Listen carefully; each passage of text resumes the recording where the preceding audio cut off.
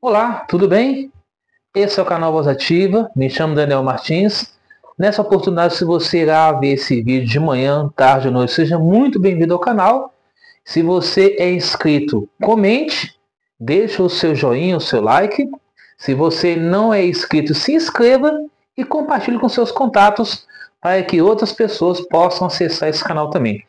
Nessa oportunidade, nós iremos falar sobre as 7 pragas do livro do Apocalipse. Mas antes de iniciarmos, vamos falar com o nosso Deus. Santo Deus, obrigado ao Senhor pela vida, pela saúde. Obrigado pela oportunidade que o Senhor nos concede para mais uma vez abrir a Tua palavra, meditar e estudar. Rogamos a Ti, ó Santo Espírito de Deus, fale a mente e o coração de cada amigo e amiga do canal Voz Ativa. Perdoa cada um de nós, nos dê a tua paz, por Jesus. Amém. É interessante que quando pegamos o livro do Apocalipse, a gente vê muitas coisas interessantes. E eu vou começar lendo algumas coisas aqui interessantes para nós entendermos o texto e o contexto de Apocalipse 15 e Apocalipse 16. Após um dia duro, o prisioneiro em Patmos, João, retornava ao seu lugar de descanso. Olhando para o mar Egeu, ele estava admirando um lindo pôr do sol, quando de repente recebe uma visão do mar de vidro misturado com fogo. Ali, ele tem um vislumbre dos vencedores do grande conflito dos séculos e se emociona com o som do cântico da vitória. E o capítulo 15 de Apocalipse, verso 1, começa assim: Vi no céu um sinal grande e admirável, 7 anjos tendo as 7 últimas flagelos, ou 7 taças, que foi com eles e se consumou a cólera de Deus. As últimas pragas, as pragas do Egito, existem interessantes semelhanças entre as pragas do Egito, que vai do capítulo 5 ao capítulo 15 do livro do Êxodo, e as 7 últimas pragas. Nesses 2 casos, aqui, um rio de sangue, rãs, úlceras, granizo e ameaçadora escuridão, é o que ocorreu nas pragas do Egito. Mas tudo isso faz parte do livro do Apocalipse também. Agora, a linguagem do Apocalipse ela é literal e ao mesmo tempo simbólica, porque retrata de símbolos como cavaleiros, sexto selo, sinais do fim, relata a segunda vinda de Jesus, que também é literal. Homens remordendo a língua por causa da dor que sente, da chuva de pedra que cai sobre a terra. E mesmo assim, eles não se arrependem do mal. No versículo 2 de Apocalipse 15 diz: Vi como um de mar de vidro mesclado de fogo, os vencedores da besta, da sua imagem, do número do seu nome, que se achavam em pé no mar de vidro, tendo a harpa de Deus. O que isso significa? O mar de vidro mesclado de fogo é os que já testemunharam o espetáculo brilhante de um pôr do sol à beira de um mar, nos trópicos, aonde relata que podem ser uma pálida ideia da glória do profeta quando ele viu a glória de Deus. Ele então estava tentando descrever. Quando o sol grande se põe, e ali ele viu uma enorme bola de fogo, escondendo atrás da linha do horizonte. O próprio mar parece explodir em chamas de glória. As ondas são retocadas como escarlate e toda a cena é transformada numa mescla de muita água e fogo. E entoava o cântico de Moisés, versículo 3. O servo de Deus, o cântico do Cordeiro, dizendo: Grande e admirável são as tuas obras, Senhor Deus Todo-Poderoso. Justos e verdadeiros são os teus caminhos, ó Rei das Nações. Quem não temerá e não glorificará o teu nome, ó Senhor? Pois só tu és santo. Por isso todas as nações virão e adorarão diante de ti, porque os teus atos de justiça se fizeram manifestos. Verso 5. Depois dessas coisas olhei e abriu-se no céu o santuário do tabernáculo do testemunho. E os 7 anjos que vinham com 7 flagelos saíram do santuário, vestidos de linho puro e resplandecente, cingido ao peito com cinto de ouro. Então um dos 4 seres viventes deu aos 7 anjos 7 taças de ouro, cheio da cólera de Deus, que vive pelo século dos séculos. O santuário se encheu de fumaça, procedente da glória de Deus e do seu poder. E ninguém podia penetrar no santuário enquanto não se cumprisse os 7 flagelos dos 7 anjos.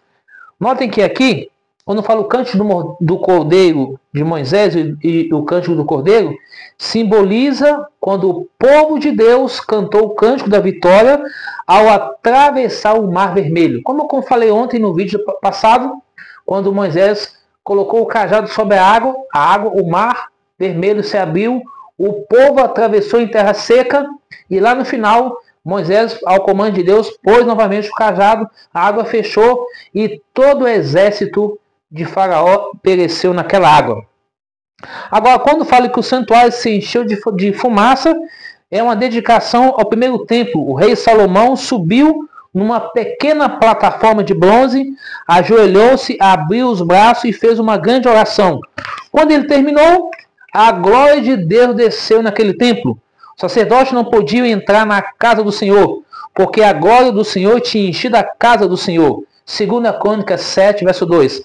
Aquela antiga manifestação da glória marcou o começo do ministério sacerdotal no templo de Salomão.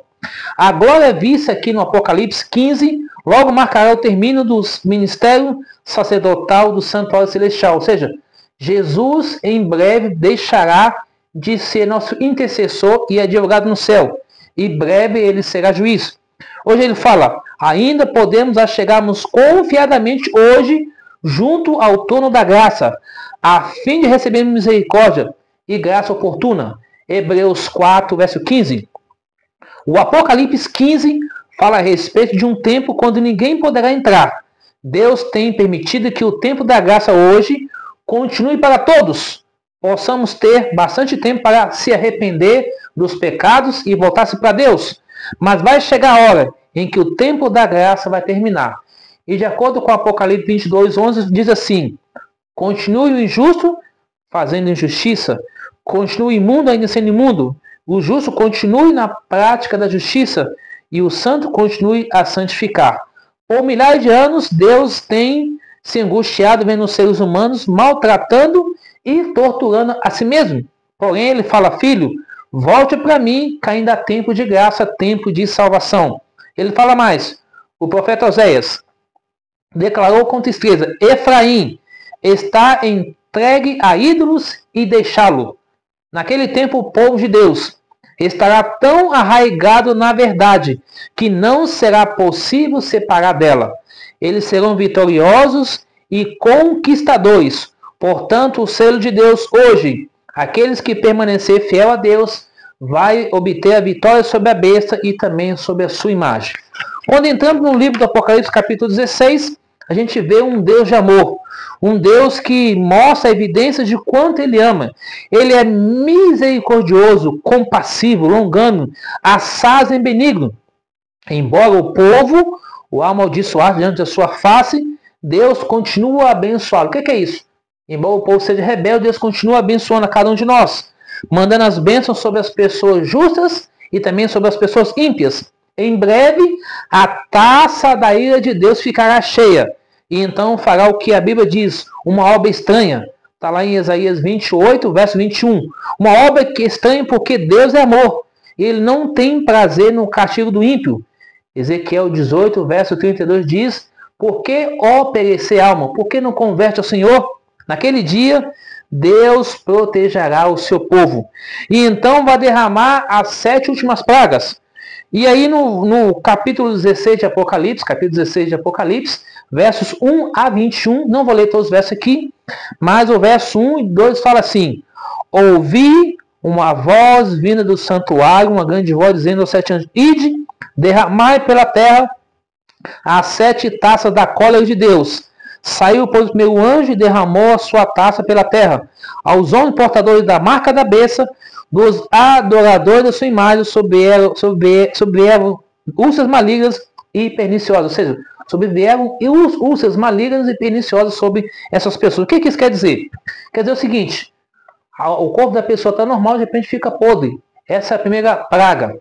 A terceira e a quarta praga, a segunda e a terceira praga, seria todo o rio, ou seja, toda a água de rio ou de mar se torna em sangue, assim como foi lá no tempo de Faraó. Diz assim, uma das piores doenças que já vi é o pênfago, ou seja, é uma doença chamada fogo selvagem.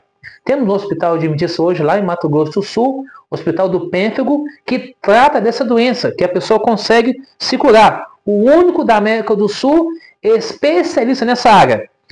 Por anos, essa doença matou muitas pessoas, mas hoje tem esse hospital no Mato Grosso do Sul que tem ajudado muitas pessoas ali. A primeira praga cai sobre aquele que tem o sinal da besta e adora sua imagem. O livro do Apocalipse diz duas classes de pessoas. Os que guardam os mandamentos de Deus, que está em Apocalipse 12, 17, 14, 12, que fala assim, ó, aqui está a perseverança dos santos, aqui estão os que guardam os mandamentos de Deus e a fé de Jesus. Por outro lado, está aquele que segue o sinal da besta, que é a guarda do domingo, que é a adoração a outras coisas. Porém, as promessas bíblicas dizem o seguinte, para cada praga existe uma promessa do povo de Deus. Não há tentação sem um escape. Não há ameaça sem uma promessa. Aqui está a promessa de Deus. Pois ele livrará do laço passarinheiro e da peste perniciosa. Quanto tempo pode durar essas pragas? Por isso, em um só dia, sobrevirão seus flagelos. Apocalipse capítulo 18, verso 8. De acordo com o princípio ano-dia, essas pragas durarão um dia profético e seria um ano. Derramou o segundo a taça do mar, e o mar se tornou em sangue, como de morto, e morreu todo o ser vivente que havia no mar. Apocalipse 16, versículo 3. Derramou o terceiro a sua taça sobre o rio, as fontes das águas, se tornou em sangue.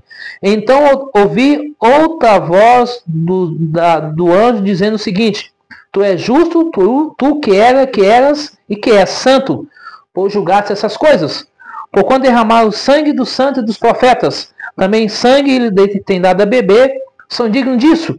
Ouvi do altar que dizia, certamente o Senhor Deus Todo-Poderoso, verdadeiro e justo são os seus juízos.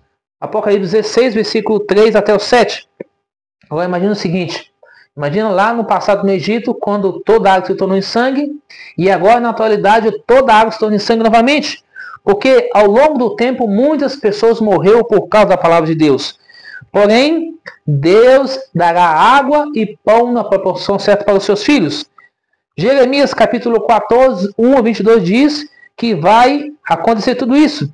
E de fato, é a palavra do Senhor a se cumprir. E qual é a promessa bíblica? Este habitará comigo nas alturas. As fortalezas das rochas serão o seu refúgio. E o seu pão será dado, e as águas serão certas. Isaías 33, verso 16.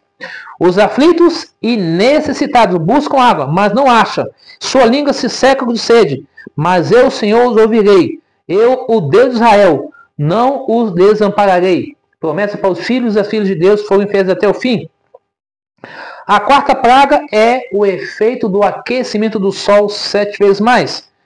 E nós sabemos que... E vai dizer o seguinte, muitos de nós sabemos como ficar queimado no sol. A quarta praga torça as pessoas com a luz do sol, mas o castigo não parece resolver. Eles continuam blasfemando contra Deus. Algumas pessoas nunca aprendem a lição. Tenho visto pessoas sofrendo com os resultados do tabaco e ainda continuam a fumar. Líderes religiosos que preferem a tradição ao invés da palavra de Deus. Descobrem que a luz de Deus é melhor, mas preferem a tradição e assim cegam as pessoas e deixam as pessoas desérticas os seus corações. Mais uma vez, em Salmo 91, verso 1 diz: aquele que habita no esconderijo do Altíssimo, a sombra onipotente o descansará.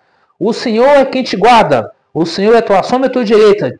De dia não te molestará o sol, nem de noite a lua. Salmo 121, versículo 5 e versículo 6.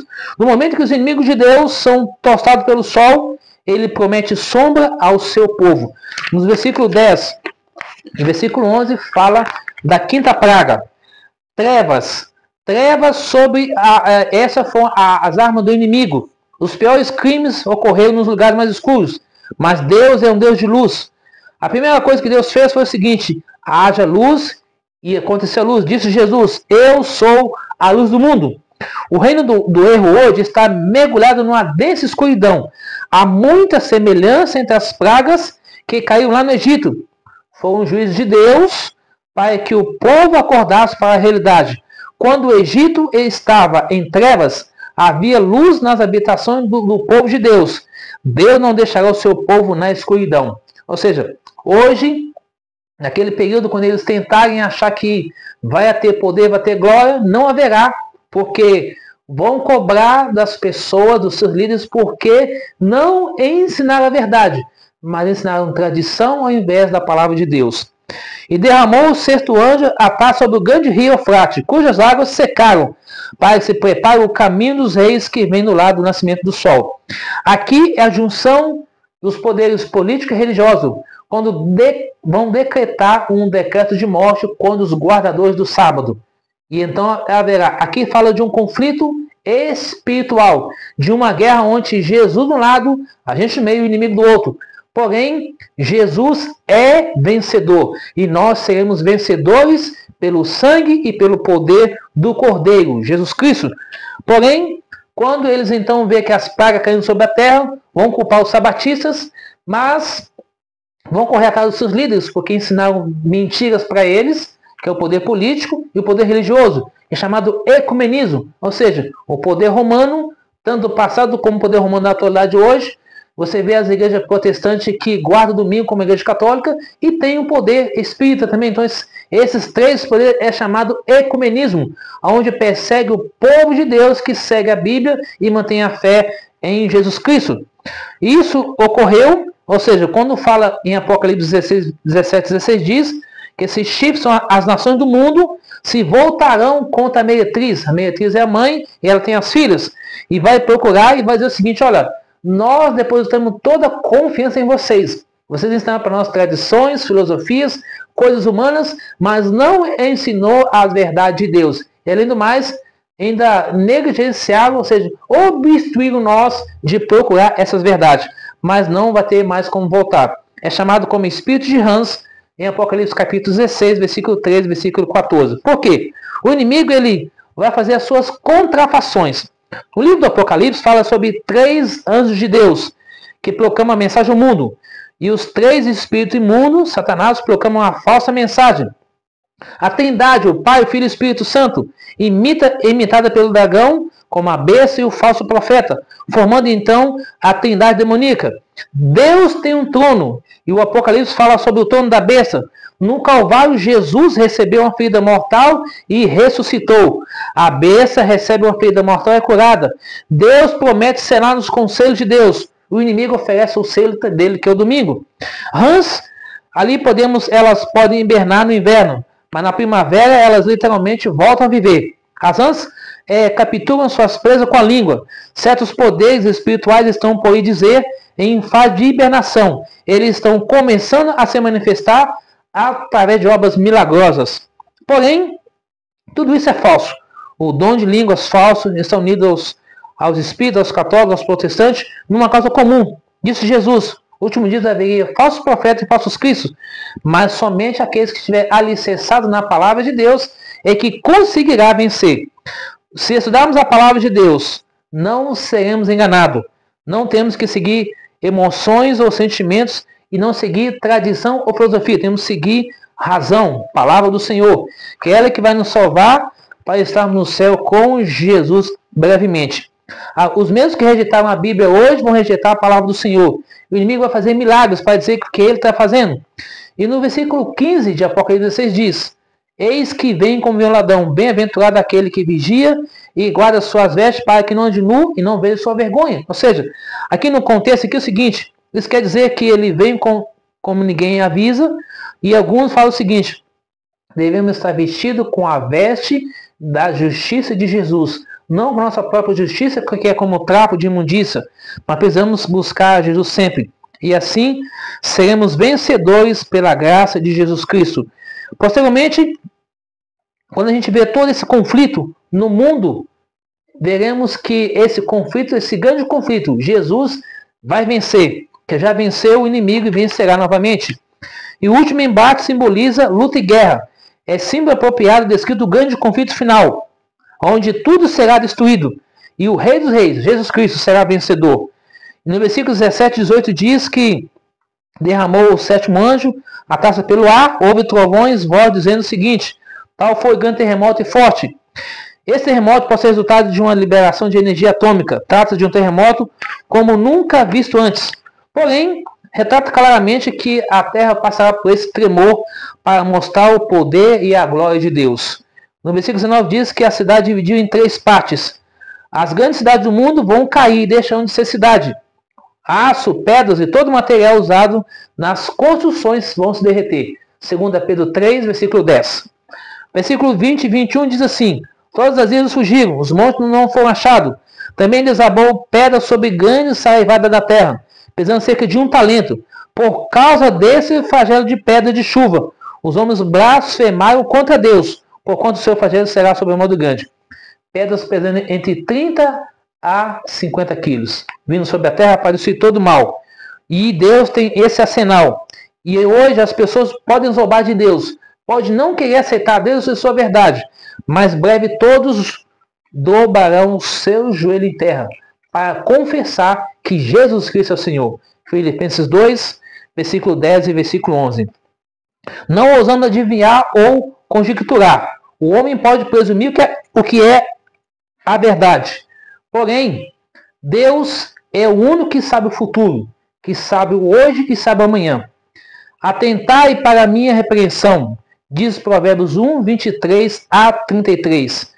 Quando, um tempo atrás, um jovem que possivelmente não queria saber de Deus, ele costumava dizer o seguinte: religião é para aquelas pessoas que são covardes. Mas um dia, ele estava numa boate noturna, em Boston, e ali aquela boate foi tomada de fogo. E ele diz assim: tire-me daqui, porque eu não estou pronto para morrer. Mas ele morreu, infelizmente, naquele fogo.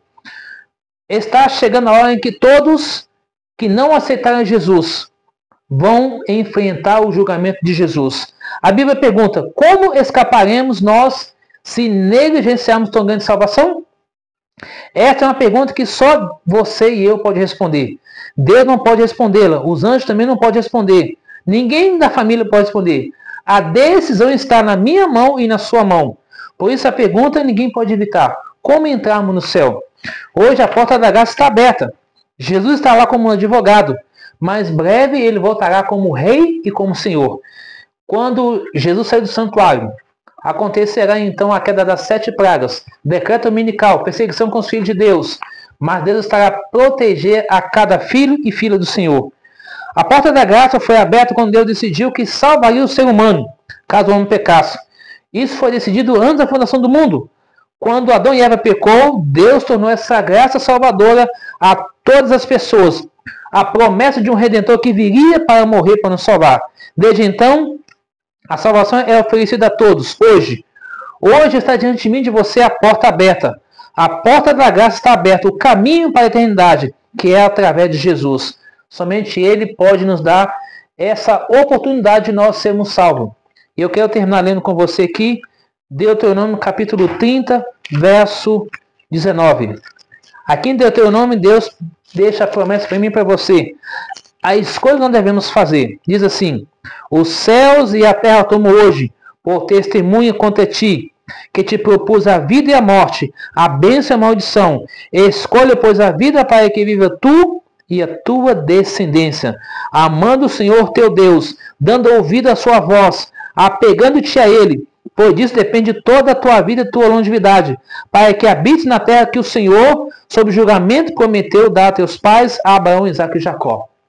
Meus amados, meus amigos, minhas amigas, irmãos e irmãs, que Deus nos ajude a escolher Jesus, que nós possamos estar salvos naquele grande dia, porque os sinais da vinda de Cristo já estão acontecendo hoje: guerras, terremotos, fome e doenças incuráveis.